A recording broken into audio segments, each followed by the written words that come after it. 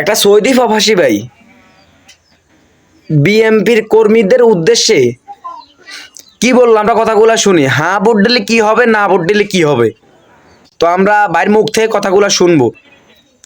বিএনপির নেতাগুলোরে বলতেছি, বাংলাদেশে বৈশা বৈশা যে বলতেছেন হায়ের মধ্যে ভোট দিবার লাই, এই পেপারটা কি আদৌ কি আপনারা দেখেছেন? এই পেপারটার মধ্যে কি লেখা আছে? হ্যাঁ ভোট দিলে কি হবে আপনারা কি জানেন সেটা, নাকি না জানেন না শুধু বলতেছেন? আপনি আপনার কর্মীদেরকে আহ্বান জানাচ্ছেন যে দানের শীষে ভোট দিত আর হায়ের পক্ষে ভোট দিত।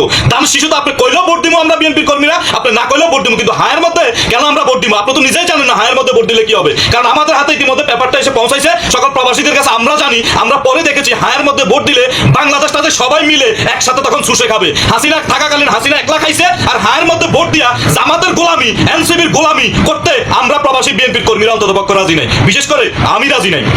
আমি পেপারটা এখানে তুলে ধরবো, ওকে? পেপারটা এখানে তুলে ধরতেছি, পেপারটা ভালো করে পড়ে দেখেন। তার ভিতরে আমি শুধু এখানে খ অপশনটা পড়ে শোনাচ্ছি।